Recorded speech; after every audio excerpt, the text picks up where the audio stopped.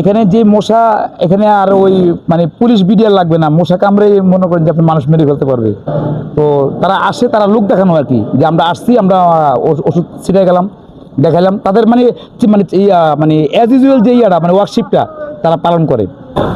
গত পূর্বে আমরা যতটুকু জানতে পেরেছি, ঢাকা মেডিকেল সহ বিভিন্ন অন্যান্য মেডিকেলে ডেঙ্গুর প্রকোপ কতটা বেড়েছে এবং ডেঙ্গুর প্রকোপে রোগী কতটুকু আহত এবং নিহতর সংখ্যা কোন পর্যায়ে গিয়েছে সেটি আমরা প্রতিনিয়ত টিভির পর্দায় কিংবা পত্রপত্রিকায় দেখে থাকি। আর সেই বিষয়টি কেন্দ্র করে আমি বর্তমানে দাঁড়িয়ে রয়েছি একটি জনসাধারণ এলাকায়। আর সেই জনসাধারণ এলাকার কিছু অধিবাসীর কাছ থেকে আমরা জেনে নিব মশার কেমন উপদ্রব কিংবা এর পক্ষে বা বিপক্ষে কিভাবে কাজ করে যাচ্ছেন সিটি কর্পোরেশন। কেমন আছেন? জি আলহামদুলিল্লাহ ভালো। আপনাদের এই অত্র এলাকায় কেমন মশার উপদ্রব? মশা তো আপনার এটাকে তো আর গোনা যায় না। এখানে যে মশা, এখানে আর ওই মানে পুলিশ বিডিআর লাগবে না, মশা কামড়ে মনে করেন যে আপনি মানুষ মেরে ফেলতে পারবে। এখানে মশার এত উপদ্রব। আশেপাশে ডেঙ্গু রোগীর সংখ্যা কেমন?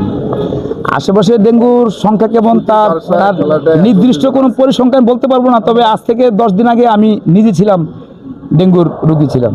আমি মুগদাতে ভর্তি ছিলাম, তো সেখান থেকে আমি দেখছি বা দেখে এসেছি যে মৃত্যুর একটা মিছিলে পরিণত হয়েছে। মশা নিধনের জন্য কতটুকু তারা পদক্ষেপ গ্রহণ করে থাকে? খুবই অপ্রতুল, একেবারে নাই বললে চলে, একেবারে বললে চলে যে এটা লোক দেখানো।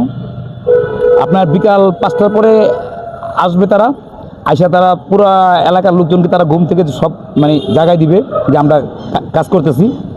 তো বেসিক্যালি দেখা গেছে যতক্ষণ তারা আপনার দোয়াটা দেয় বা এই মেডিসিনটা দেয়, ওই ততক্ষণ পর্যন্ত আপনার এলাকাতে একটু দোয়া থাকে, তারপর আপনার ঘন্টা দুয়েক পরে আবার ঠিক আগের রূপে আবার আপনি বলেছিলেন যে সকালবেলা তাদের উপস্থিত আপনারা টের পান, কিন্তু মশার উপদ্রব যতটুকু জানি যে বিকালের পর থেকে শুরু হয় বেশি বা সন্ধ্যা, তো তখন কি তাদের দেখা মিলে কিনা? না, তখন তাদের দেখা মিলে না। তারা 11টা সাড়ে 11টার দিকে আসে, তারা মোটামুটিভাবে তারা পুরা মানে মহল্লাবাসীকে তারা মানে জাগরিত করে তুলে যে আমরা কাজ করতেছি। কিন্তু বেসিক্যালি মশাটা হয় আপনার সন্ধ্যার পর, সন্ধ্যা একটু আগে। তো তখন যদি দেওয়া যেত তাহলে মশার থেকে আমরা একটা নির্দিষ্ট পরিসংখ্যান পেতাম যে এই ওষুধটা দ্বারা মশা আদৌ কমে কি না। তো তারা আসে, তারা লোক দেখানো আর কি, যে আমরা আসছি, আমরা ওষুধ ছিটাই গেলাম, দেখাইলাম তাদের মানে মানে মানে অ্যাজ ইউজুয়াল যে মানে ওয়ার্কশিপটা তারা পালন করে।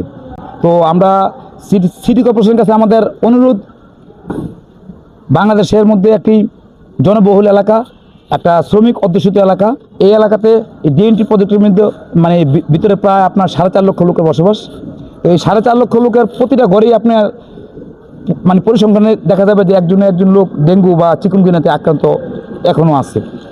তো আমি সিটি কর্পোরেশনের কাছে আমি অনুরোধ করব, উপযুক্ত ওষুধ এবং উপযুক্ত অ্যান্টিবায়োটিক চিকুনগুনিয়া এবং ডেঙ্গু থেকে, এই মশা কামড় থেকে তারা পরিত্রাণ পায়, রক্ষা পায়।